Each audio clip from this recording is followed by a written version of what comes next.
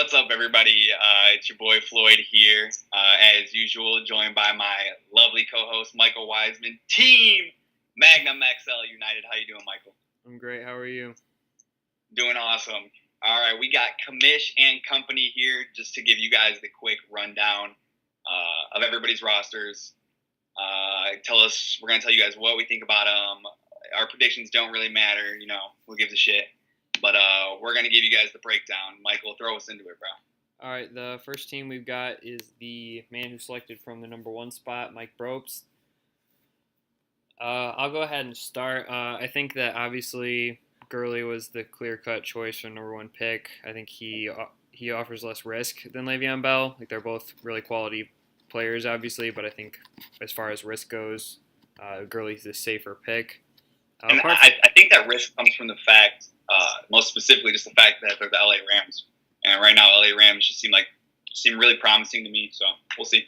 Right. And then his receivers are pretty solid. I wouldn't be comfortable with Tyreek Hill as my number 1 receiver personally, but I do really like Allen Robinson this year, and I think Corey Davis could have a really big year as well.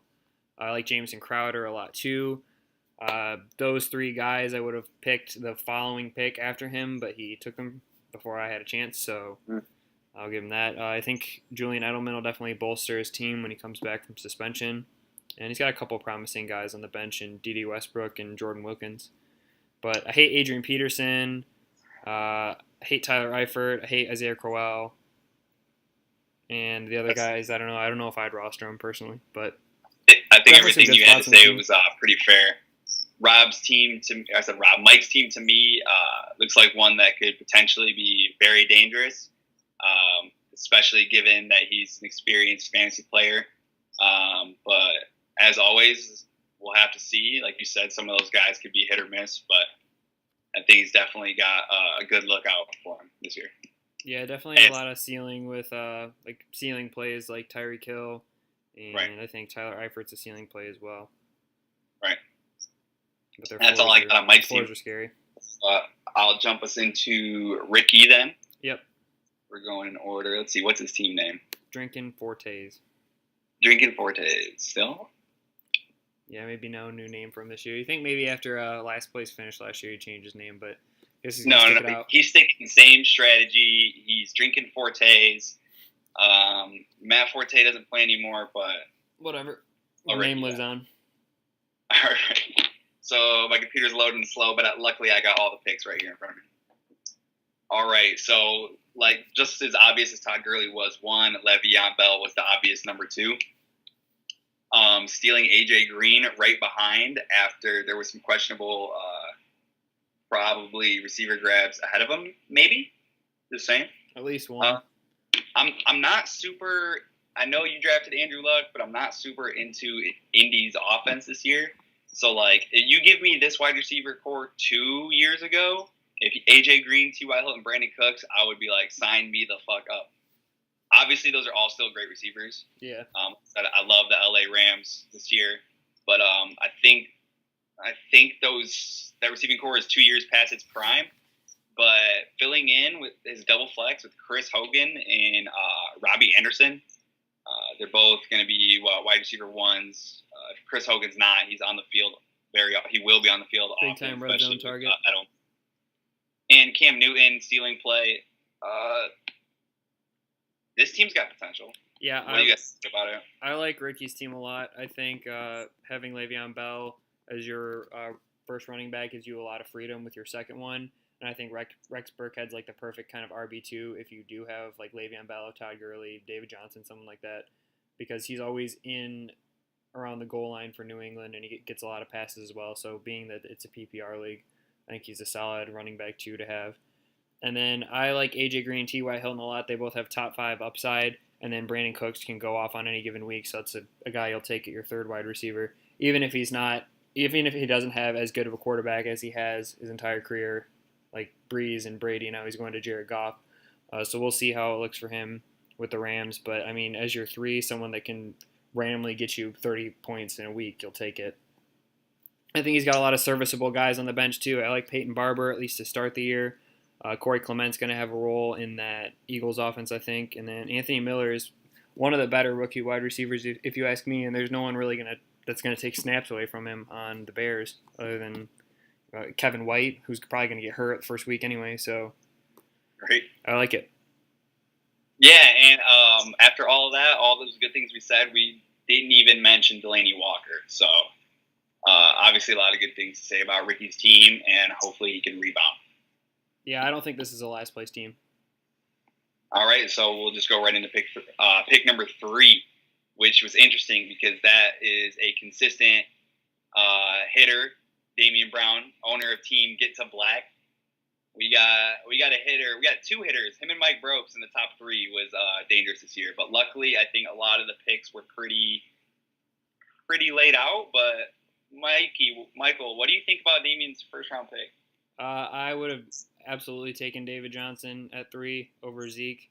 I think you could consider Antonio Brown, but I don't know. I don't think people have any reason to be scared of David Johnson because what happened last year is just a freak injury. And he's a monster. He's going to get at least 20 touches a game. So I noticed you didn't mention Alvin Kamara at all. We'll get to that, I guess, when we get to Alvin Kamara. We'll get to that. Yeah. Right. Obviously, I'm at the number 3 spot. I'm unsure. I'm really unsure there. It's a tough decision to make, but I would have made the same decision he did. Never been put in that spot. That's all I'm saying. His second running back is Jerick McKinnon, which I think Jerick McKinnon's ceiling is massive, but I'm also not sure if he can capture that ceiling because I don't know what it's going to look like for him. Because I don't think that 49ers line is that great. It's definitely not any better than what he had in Minnesota. So I think how they do is going to dictate a lot on how his season goes. So that wide receiver core is looking consistently strong with top 3 receivers. Yeah, I think those are all good PPR possession receivers for the most part. Not a lot of touchdown upside with those 3, though, I will say. Possibly true, but I agree. But you got to love having the quarterbacks that they have and the offenses that they have. That's true. I'll give you that. While their big weeks might not be predictable, they're going to be consistent. And 2 out of 3 hitting a week, I think his team looks pretty strong. Trey Burton's a great pick too. Yeah, I know a lot of people like Trey Burton this year. He took him in the 7th round. It was a little early for me, but if Trey Burton can be as good as everyone's speculating, then I think that maybe it'll pay out for him. And then lastly, it's just 2 curious flex spots. I wish his flex spots were a little stronger because otherwise, I think Damian's got an awesome team here. Yeah. We don't know exactly how it's going to shake out in Tennessee, how they're going to split the work between Deion Lewis and Derrick Henry. And then same situation with Tevin Coleman. He seems to get more touches every year in that Atlanta backfield, but Devonta Freeman's still there, so obviously still going to split the work.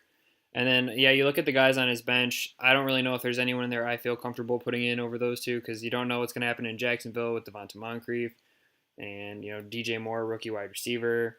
Unproven. Chris Godwin, another unproven receiver. Tyrell Williams, I think that was an awesome pick. He got him in the 15th round, but I think that since the Chargers invested such a high draft pick on Mike Williams last year, I think they're going to try to work him into the offense more, which would mean less targets for Tyrell Williams. Makes sense to me. I'll hit us on Drake's then while this is loading.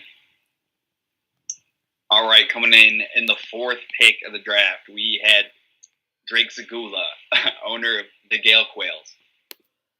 He went with Ezekiel Elliott, followed by Rob Gronkowski, 2nd round. Jordan Howard, Amari Cooper, Marvin Jones, Jay Ajayi, Kenny Stills, Nelson Aguilar. So that's his starting lineup. Wow, what can you say about this team? He's got the number 1 tight end. Yeah, his 2 running backs, I love that. I love both of them. I think Jordan Howard, with the new coach, Matt Nagy, I think that's going to be really beneficial for him. Zeke, obviously, I don't think the Cowboys have a ton of options in the passing game, so I think they're going to pound the ball a lot with Zeke. And then, yeah, having Gronkowski is huge if he does what he's supposed to and is the tight end 1 like he is most of the time, then he's definitely going to put up points and he's going to help Drake win a lot of weeks, you'd think. But there's always a risk taking Gronk that early because you're missing out on a lot of other quality players. And if he gets hurt, which he can, that really puts you in a tough spot. Especially since Drake doesn't have another tight end and everyone else has at least two, which means that there's not a ton of tight ends on the waivers right now. At least not good ones. Do you think Drake was able to nab Jay Ajayi around early in the late sixth? Yeah, I think so too. I thought Ajayi would go way sooner than the sixth. I think he's quality, but I don't think he needed to do that. I think he probably would have been better served taking Jamison Crowder, who went 3 picks later, because his wide receivers need the help. Interesting. Yeah, I think he's got a great starting squad. Drake always fizzles out every year and manages to screw everything up, though, so we'll see what happens. Yeah, I like Nelson Aguilar a lot, especially if Alshon Jeffrey starts on the pup. But he does have some serviceable options on the bench. I think Geronimo Allison could have a big year. Tyler Lockett could have a big year as well, because I foresee a lot of negative game scripts for the Seahawks. Sterling Shepard on the bench. Same thing with Kenny Stills. I think it's the same story as Tyler Williams Lockett on the bench. Yeah, you figure that the Dolphins and the Seahawks might both be pretty bad, so if their deep targets get, deep targets, then they could score big touchdowns, which means lots of points. So, yeah, I like it as well. I don't really like Kenny Stills that much, though, if I'm being honest. We'll see. So then sliding into the 5 spot, we had Kyle Butts, owner of Team Butts. Kyle Butts, owner of Team Butts. The big free agency spender. The big free agent spender. No way. He uses all the coupons as he can. I'm sure he does. He went with the first wide receiver of the draft, Antonio Brown, obviously. Mm-hmm. I guess you can't argue with that because when somebody decides to pivot away from the running backs, it's Antonio Brown. So your only question right there would be, well, Antonio Brown or Alvin Kamara or Saquon, or if you decide that you want the wide receiver, it's Antonio Brown, and that's perfectly fine decision. So I have no problem with AB going at 5. Yeah, that's really exactly where he should go. Yep. And then as far as the rest of his team goes, I guess you have to love Deshaun Watson.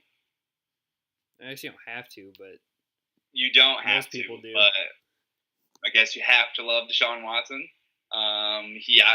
Team Butts obviously picked a quarterback early here. But outside of AB, Deshaun Watson, Christian McCaffrey, I'm not blown away by anybody. Yeah. Obviously, it's nice to have Robert Woods. Obviously, it's nice to have some of those guys. But I agree with you on all that, except I also like Manny Sanders and Keelan Cole. See, my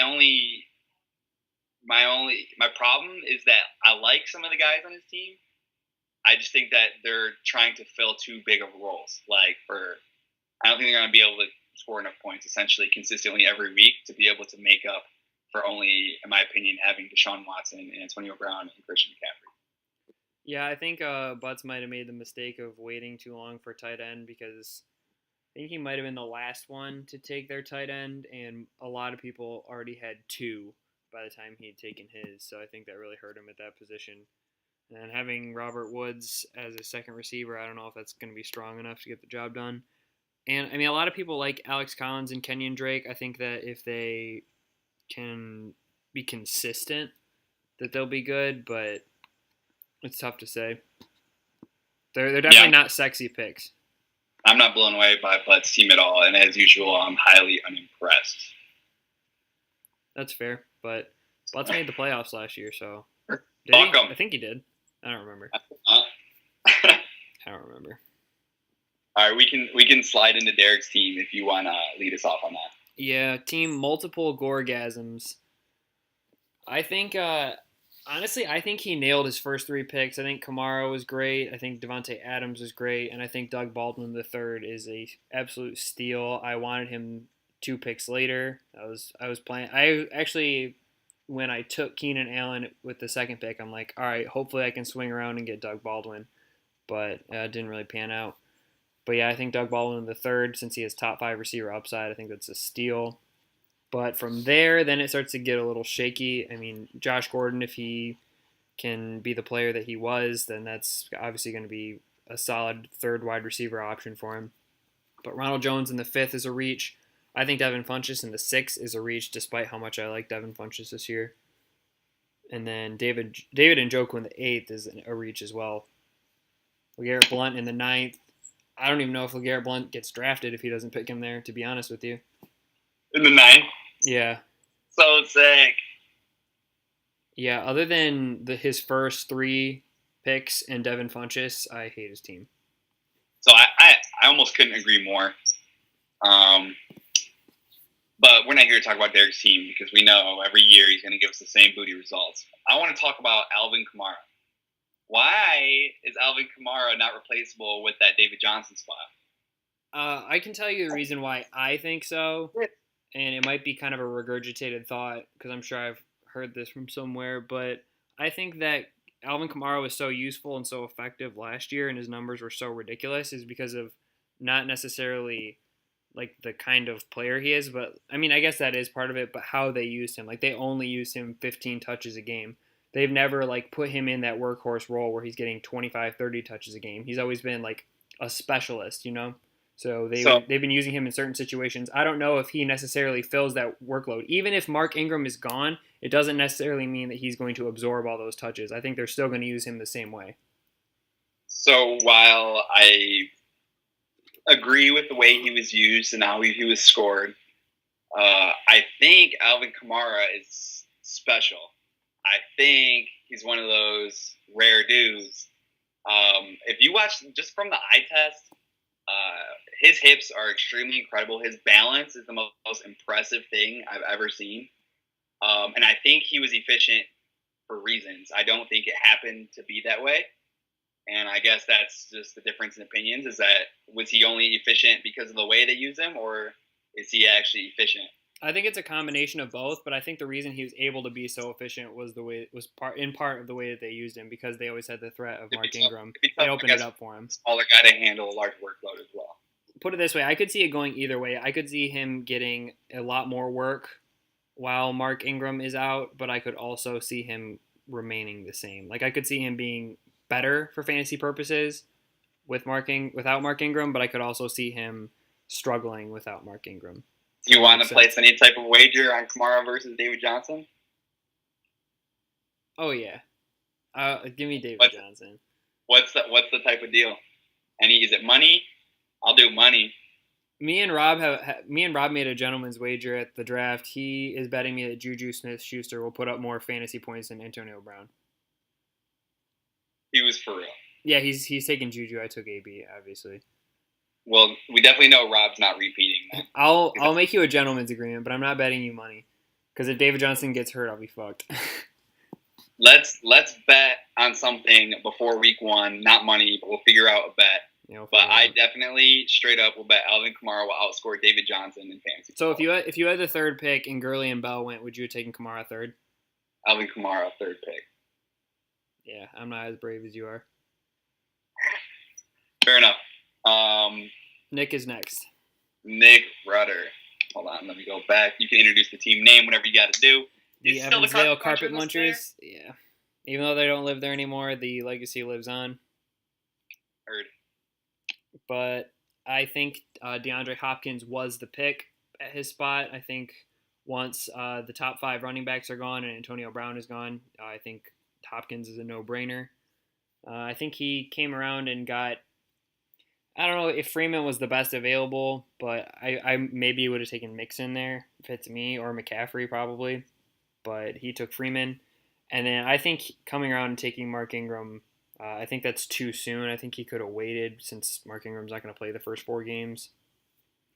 But then he takes Demaryius Thomas after that, and later Sammy Watkins. So I think his wide receivers are pretty solid. Greg Olsen is a good yardage tight end. I don't know how his touchdown upside is going to look, because I think McCaffrey and Funchess are going to get a lot of the red zone looks. And then his flexes, I don't know. I think Tariq Cohen and Duke Johnson are a little shaky. I do like Ty Montgomery, though, in the meantime, while Jamal Williams is hurt and Aaron Jones is suspended. But for how long, we'll see. Mark Ingram will get in there eventually. Yeah, I think if Ty Montgomery can be startable for him for the first 4 weeks until Mark Ingram comes back, I think he'll do his job. But I think Nick might struggle a little bit the first 4 weeks without Mark Ingram, especially since he invested such an early pick on him. Yeah, I think Nick's team is the type of team where if the stars align properly, could actually legitimately be an awesome team. If Atlanta's a high-scoring offense like usual and Devontae Freeman, it has the workload. Obviously, he's going to do well. And then you can say the same thing for New Orleans after 4 games. Mark Ingram on every, like you said, if they use the guys the same way, Mark Ingram's a top back. So, and obviously DeAndre Hopkins. And then who knows what Sammy Watkins is going to be. But he also has Carson Wentz, who's a top 5, top 3, top 1 potential type fantasy quarterback. So, while Nick isn't super deep, like you were saying, I think outside of Ingram, his bench is garbage. That could pull off some great upsets too. Yeah, I mean, I guess I like Ginn for what he is, but Ebron, 2 quarterbacks, Calvin Ridley, Tavon Austin. Yeah, I wouldn't want any of those guys on my team personally. But you're right. I think last year Nick had some guys that I would have probably said the same thing at the beginning of the year that I didn't want them on my team, and then they ended up working out for him. He's had an incredible start, so it proves that you can never know for sure what's going to happen with fantasy. But if you take guys that have good opportunity and good talent, then good things will happen. So I think that's what Nick's hoping for with, like, especially Sammy Watkins, because you obviously don't know what his role is going to be in Kansas City, but if they use him properly, he could be really effective. Couldn't agree anymore with everything you just said. On to Team Magnum XL United. That's right. That's you. All right, let me talk about it then real quick, and then I'll let you defend your team. We got Andrew Luck here sliding in at quarterback. When Michael Wiseman made the pick, I didn't even know who picked him. I yelled, "That's one of the worst picks of the draft." I just have no idea what's going on with Andrew Luck. He had some type of surgery, and then he hasn't thrown a football, and like as long as Kaepernick's had a job, I don't know what's going on. But obviously Saquon Barkley was the obvious pick. Would you agree? Let me see who's behind him. Fournette, OBJ, Gordon, Hunt. So if you're not going to go Saquon Barkley, what do you say? You have to go OBJ? Yep, agree. Yep. All right, so, yeah, great pick. LaShawn McCoy, every year it's like, oh, he's too old or he's going to slow down. But every year he keeps putting up great numbers. So Keenan Allen sliding in there, who proved that his seasons before weren't flukes. Cooper Kupp looks to be a consistent touchdown guy on a team that is consistently going to score touchdowns. So, and Cam Meredith seems like he's going to have a role in a team that is going to consistently score touchdowns. And then you have a guy with potential one spot tight end, Travis Kelce. I'm not impressed with your flex guys, but I see Alshon Jeffrey on the bench. And you also have Dez Bryant, who was also announced as the other worst pick of the draft. So you had 2 of the worst picks of the draft. Go ahead and defend yourself. Well, I had to pick Andrew Luck because he was far and away the best quarterback available. The quarterback I usually target in my drafts is Matt Stafford, and he went the round that I was probably planning on taking him. So Andrew Luck was the de facto best available. So that's why I took Andrew Luck. I agree. I don't know what's necessarily going on with him, but in the 13th round, I thought he was pretty decent value if he is going to return to his previous form. But if he doesn't, it's a quarterback. I'll just stream one off the waivers. Moving on to my running backs, Saquon is an absolute freak athlete. I think that if he captures his ceiling, he might be the running back 1 or 2. So I'm willing to take that chance on him at the 8th pick. Shady McCoy, you're right. Everyone always says he's too old. He could get suspended, but at the 3rd round, I think he's a huge value. Who else is there in Buffalo to carry that offense? Keenan Allen, top 5 upside wide receiver. Nothing else to be said there. Cooper Kupp, it's PPR, so if he gets 8 catches for 70 yards, it's a solid 15 points. I'll take that, even if he's not the end zone guy. So we'll see. Cam Meredith, I really like Cam Meredith a lot with Drew Brees as the quarterback. I'm hoping this isn't a repeat of what happened last year when I took Willie Snead, thinking he would be the solid receiver to have in New Orleans. So, knock on wood, that doesn't repeat. Travis Kelce, obviously, one of the top 3 tight ends year in, year out. And I know you hate the flex guys, but you gotta give it to Marshawn Lynch, man. He only signed a 1-year contract last year. They got a new coach, and then they still brought him back. Oakland still has a top 10 offensive line. If Marshawn Lynch can do what everyone thought he was going to do last year, then he could be a great value in the 5th round, honestly, because he was going in the 2nd and 3rd last year, and then he disappointed. So I think this is the perfect time to pick him up, the post hype, when they clearly invested in him for another year. He clearly has an elite offensive line. That offense could be a lot better with a new coach. So I'm willing to take the chance on Marshawn Lynch, especially getting him in the 5th round. And you can never really have too many startable options at running back because A, you can trade them, and B, running backs get hurt a lot. So I like Marshawn Lynch a lot this year. With Jordan Reed, he was a standout to me in the 10th round. I didn't really see anyone else that had the targets or volume that he's going to get. Obviously, he is an injury concern, but he's my second tight end, so I'm okay with that. Yeah. I don't know if Alshon's going to start on the pup or not, so I might not have him for the first 6 weeks, but when he does come back, huge touchdown upside at my wide receiver 2 slot. And then you hate Dez, but if he gets picked up by the right team, he's a startable asset. And if he doesn't, it was my 12th round pick. If he gets picked up, is he a startable asset? At least in the flex and this deep of a league. Why? Who says? When does Dez put up numbers that?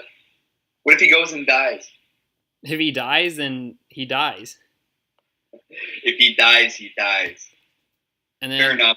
Is that all you got to say about your booty-ass squad? I've got some promising rookies on the bench. I think Kerryon Johnson could have a role in Detroit. I love Christian Kirk. He's one of my favorite other rookie wide receivers this year. And then James Washington, I don't know. He's in the Steelers' offense, so could be another Juju maybe. I don't know. We'll see. We'll see. And then picking after you, dethroning champion, Mikey Martinez, owner of team Juice is Loose. So we both kind of agreed that his first round pick was questionable. And Leonard Fournette, if I had the option in his spot, it would be one of two guys. And I guess I would have already proved, since I picked right behind him, that it would be Odell Beckham.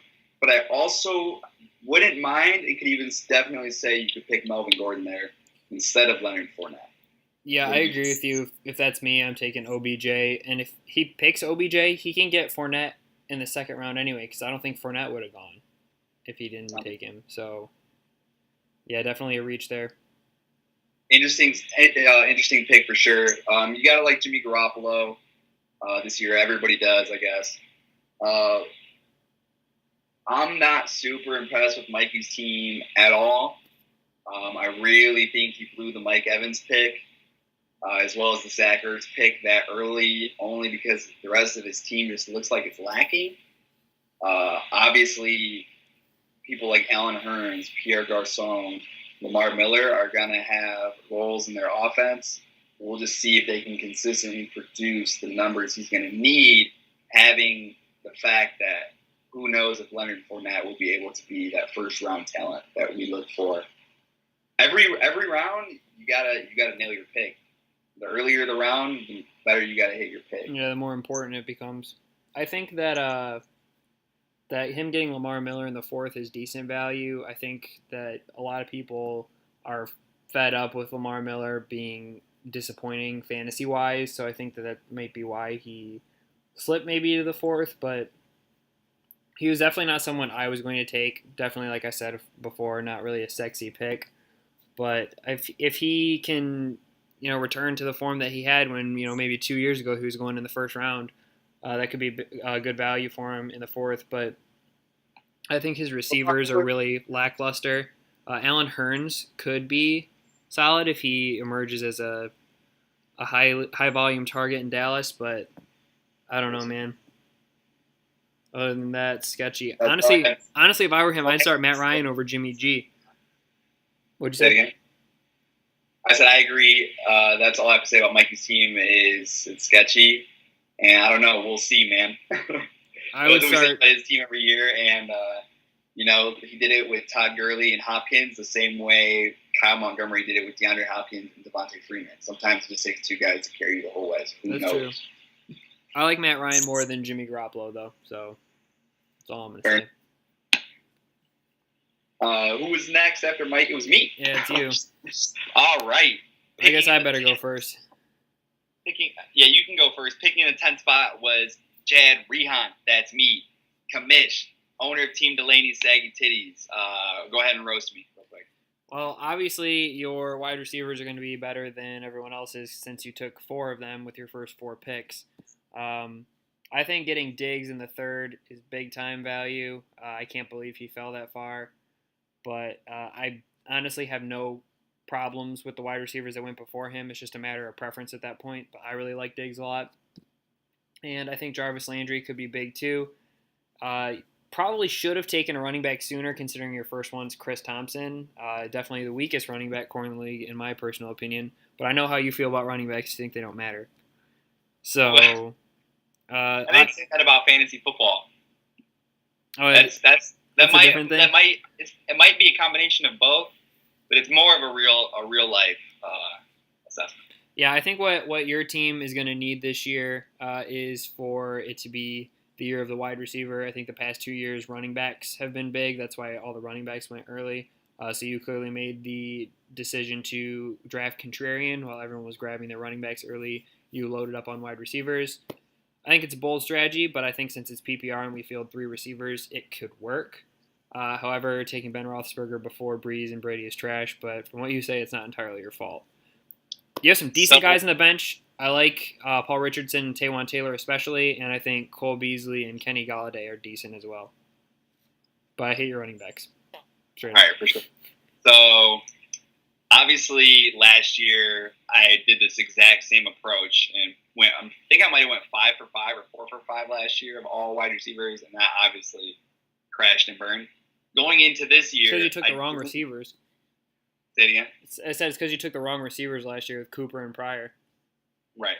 So this year, I didn't necessarily go into it saying, "Oh, I'm gonna go wide receiver heavy again." Given that I thought my first round choice was obvious, Odell Beckham, and I thought the pairing with Michael Thomas was relatively obvious. I didn't like any of the running backs there. I think there's Devontae Freeman there was the next pick, Christian McCaffrey. Yeah, you could have gone McCaffrey there. I didn't necessarily see a running back I was super comfortable spending that early of a second round pick, because that's second round, 3rd pick right there. So, and then after every consecutive pick after that, it just felt like an equity thing. Like you said, why wouldn't I go for Stephon Diggs here? And then I had the option to get Jarvis Landry. I don't necessarily remember the running backs that were taken right in front of him. Well, I was like, dude, I don't know. Every pick just seemed like an equity thing to me. And so I grabbed Evan Ingram real quick because I know he's got top 5 potential, top 3 potential. Ben Roethlisberger was kind of a choke pick. I picked him because they faced Cleveland week 1, but that's a mistake because at Cleveland is way different than at Pittsburgh. So when I went with Chris Thompson and Carlos Hyde, I both just picked guys that I knew had roles, and that's all. That's pretty much all it was. I knew Chris Thompson might have some type of floor, being that he's Alex Smith's quarterback. Bilal Powell was like my last option when I went back around to pick up another running back, but I had no choices. But like you said, I have options for flex. I'm obviously going to be handing out a bunch of trade offers to possibly grab a running back or 2 that I like. But as of right now, I don't think my team is as unimpressive as it looks, but I'm definitely 100% trying to make moves before week 1. So holla at your boy. Yeah, I figured you'd definitely be looking to use some of your wide receiver surplus to improve other areas of your team. That's probably what I would try to do. Just trying to stack up on equity and flip it. That's so what exactly was – I mean, I understand why you would take Diggs in the 3rd. That's great value. I don't know if he makes it back around to you because there were 4 picks in between. You're almost back-to-back picks there. What stopped you from taking either Derrick Henry or Royce Freeman, who went consecutively right after Diggs and tried to come back and get Diggs, or even Jarvis Landry like you did? So the reason I didn't take Royce Freeman is because I have no idea who that is. I'm being so serious. And I actually was thinking about Derrick Henry. Wasn't sure if he would be there on the swing around. I wasn't sure if people would be on him or not. And like I said, it was just kind of like an equity thing where I was like, this just seems like I'm making the most money by picking this guy. That's what it felt like. So Royce Freeman is the next most promising running back fantasy-wise outside of Saquon Barkley. What school did he go to? I believe Oregon, and he's playing on the Broncos. Why was he not What round was he picked? Why was he not hyped up until this preseason? He was picked at the 12th pick of the third round. I think when he was like way before the preseason even started. Yeah, I think Freeman was being drafted like the 5th to the 7th round. But he got hyped up big time after the preseason. A lot of fantasy football analysis love him. So I think a lot of people talking him up on their podcast and stuff just made his draft price skyrocket. But I think he could pay it off. It really depends. Depends on how good the Broncos offense is. I did like a week and a half worth of research right before the draft, and that was it. And he wasn't one of the rookie running backs I remember talking and reading about. So, anyways, that's up with my team. We got Rob David followed right behind me at pick 11. He was the dude that was in between my roll around picks, and he took 2 or 3 guys that I wanted right before me. It was really frustrating. Yeah, I had to draft right around Rob last year, and it sucked because like there were players that you knew you weren't getting because they weren't making it past him. Yeah, for sure. I just went. You can go ahead in on Rob's team if you'd like. I love Melvin Gordon. I think that if he does. Hold on. Team owner of team www.xnxs.com/Alexis Texas BBW. Rob Sebeck. Go ahead. I like Melvin Gordon a lot. I think that he's definitely got top 5 potential. So I think that's a good pick at the 11th. And I think, I don't know, Derrick Henry, I have a love-hate relationship with Derrick Henry because he's one of those players that you sit him and he has a monster week and you play him and he does nothing.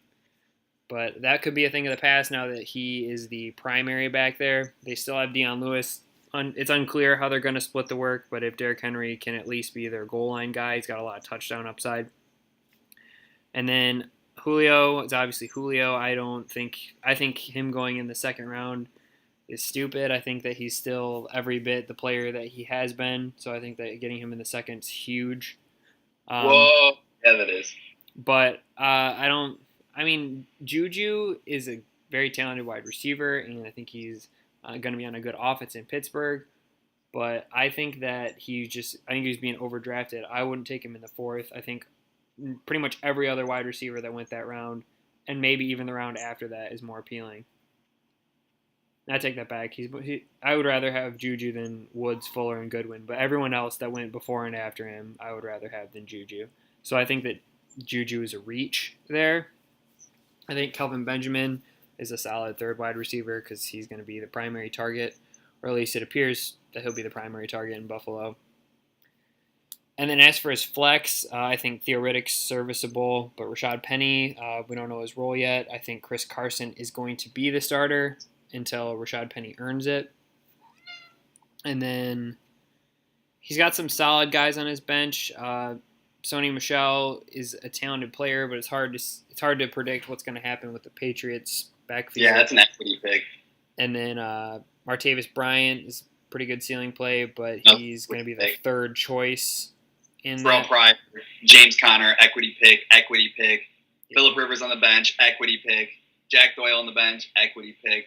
Yeah, Rob made out good. Rob is not going to enter week 1 with this exact team, though. Oh, Rob is going to make at least one preseason trade. Want to do an over-under on Rob's trades before week 1? I say what's the line? Under 2. I say under 2. I would take the over on that one. I would take the over. All right, and then we'll push at 2. Gentlemen's bet. I say 2 is the line, and I win at 1 pick or at 1 trade. Right. I'm cool on hyping up Rob's team if we want to head over to Trevor's. Yeah, fair enough. All right, my computer's second slow, so you can hop us into that one again. Trevor's team is called Joe Mixon Yo Bitch. If it's supposed to be like a pun or a play on words, I don't get it. But I'm assuming it has to do with him being a Bengals fan. Whatever. He went 3 running backs with his first 3 picks. He was the only one to do that. I would say that it hurt his wide receiver core, but I don't think it's that bad considering he spent his first 3 picks on running backs. Fair. I'm not in love with any of the 3 running backs he has. I think Hunt is solid and I think Cook is solid, but I think that all the elite running backs went before those guys. But I think that they have decent upside at least. Larry Fitz in the fourth, it's a steal. I think he's got top 12 upside as a wide receiver. I think Crabtree could be solid as well. Marquise Goodwin makes me a bit nervous because I don't know what his volume is going to look like, but he's got the big play potential. Same with Josh Doxson. I don't know what he's going to be. I don't know how he's going to match up with Alex Smith, but I think he's got some solid players, but he also has some guys that I'm not touching. Like, I'm not touching Michael Gallup in Dallas. I'm not touching Sanu in Atlanta. I do like Mike Williams and Mike Wallace, though.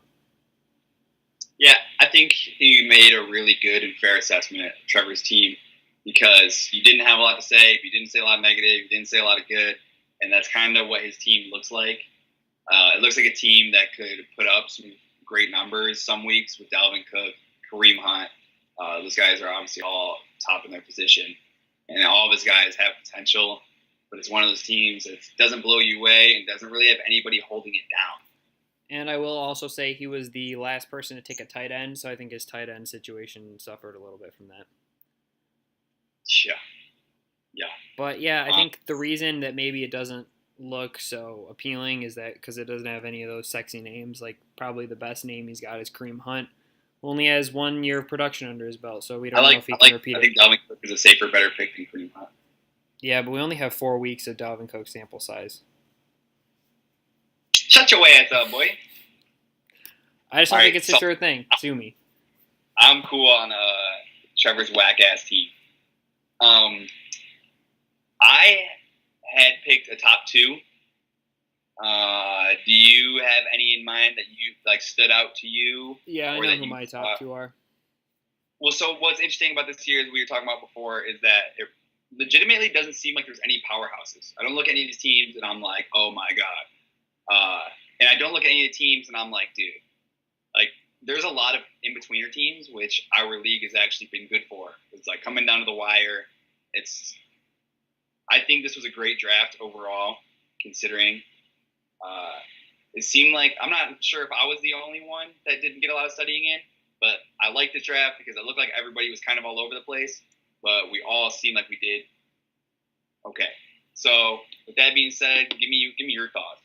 I think I agree that it seemed like maybe this year everyone was on the same level. Like, it seemed like everyone had a pretty similar level of preparedness. And first round was very standard. Yeah, I agree. I think it was pretty much chalk for the first round, but everywhere else it got a little bit interesting. Like, some of the guys I like to target in the 7th and 8th round were going in the 6th, so that proves that it was still at least a little competitive. And yeah, like you said, I don't think anyone is a powerhouse team, and I don't think anyone really cleaned up on draft day, and I also don't think anybody entirely blew it. Like, some people might have weaker teams, but that doesn't necessarily mean that they drafted. It doesn't mean their draft was a disaster. And that's some of the big advantages of drafting with such depth. People think it's the opposite. People think that less depth is better because you get more of those sexy names, but you miss one name. If you get your name and it's wrong, then your whole team's fucked. But here it's like, okay, there's room to screw up, and there's room to get. There's enough depth where you can get one of those good sleepers in the 7th round and not know it, or something like that. So. Right. Any takeaways, like top 2 guys? Do you have a top 2 or 3 teams? Because I have 2 teams that I think are the best. Yeah, it's hard for me to say who I think is number 1 and who's number 2, but top 2 teams for me are Drinking Forte's, Ricky's team, and Get to Black, Damien's team. Those are my top 2. I have one of the 2 same. So you got Drinking Forte's and Get to Black. Get to Black. So look, I had a first takeaway, and then now that we went through them, I might cycle in one other guy. My top 2, one of those guys was the same. I said Damien is a powerhouse as always. He really crushed his first. I mean, not necessarily crushed his first 2 picks, but he's got very promising 2 picks in David Johnson and Jerick McKinnon. I think his receivers, although they're not the studs, they're going to be consistently putting in numbers with great quarterbacks on their team.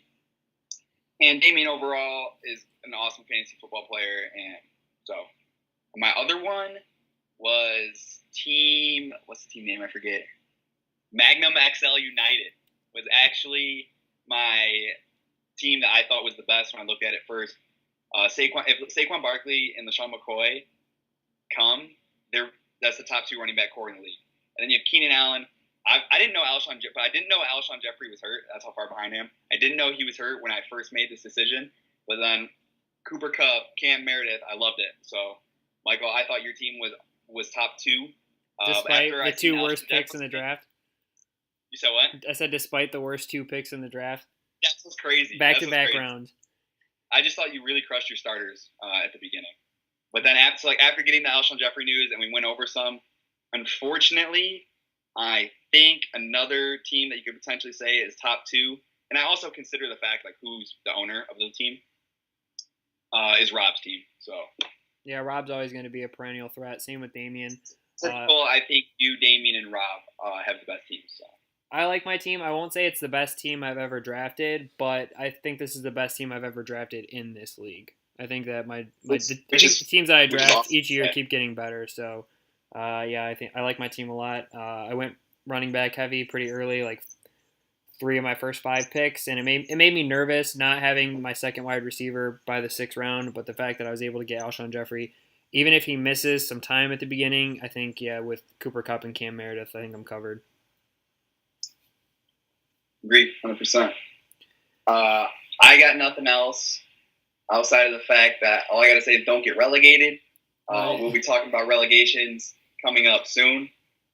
That's it from me. Mikey, you got anything else? We're going to be switching up the schedule. The schedule has been identical each of the past 3 years, except for obviously, we've added new people, but they've just replaced somebody else. So we're going to switch up the schedule this year. So what you see right now for your schedule is not going to be what it actually is going to be because we're going to mix it up randomly. For sure. So get ready for some trades. As always, expect high action. And get ready, boys, because it's going to be another wild fantasy year. And I can't wait. That's right. Shout out to Tottenham Hotspur. Beat Manchester United 3-0 today. Man U sucks. Welcome. YNWA, mate.